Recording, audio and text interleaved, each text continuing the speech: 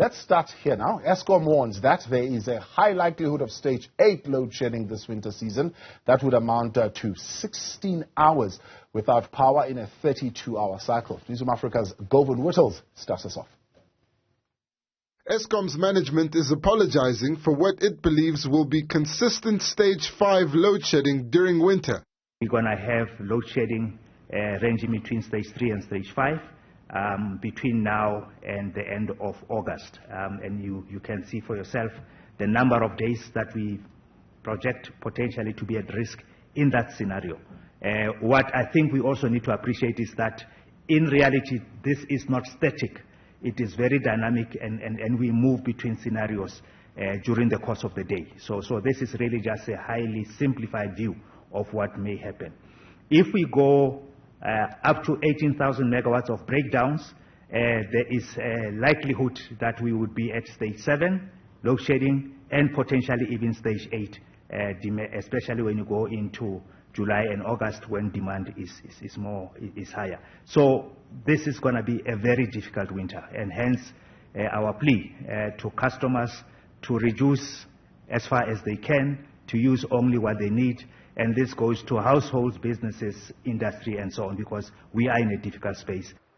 The power utility blames unplanned trips at power stations.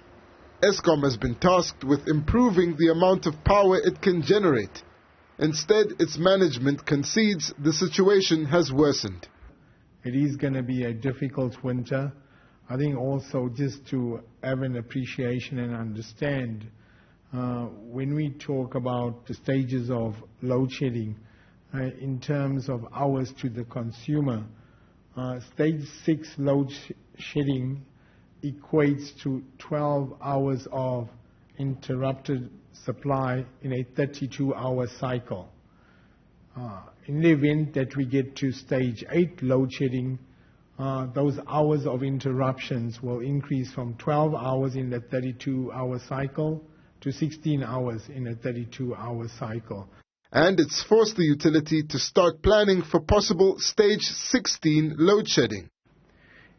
We then thought it necessary to look at what would be some of the worst case scenarios. We then decided to take it all the way up to stage 16. With that, as we are not the only people that implement load shedding, we needed to ensure that also in the municipal space, as distributors, that they also have their schedules updated up to stage 16. So it was a preemptive but necessary exercise. Otherwise, we would really then be out of control had we gone to stages beyond stage 6.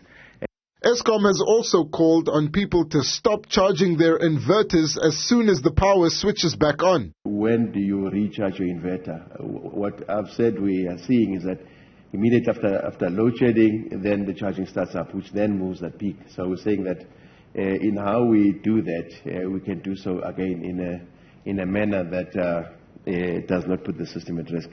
Much of the bleak outlook has been blamed on Kusile and Kuberg being offline, but there's no succinct explanation as to why Eskom's performance is so poor.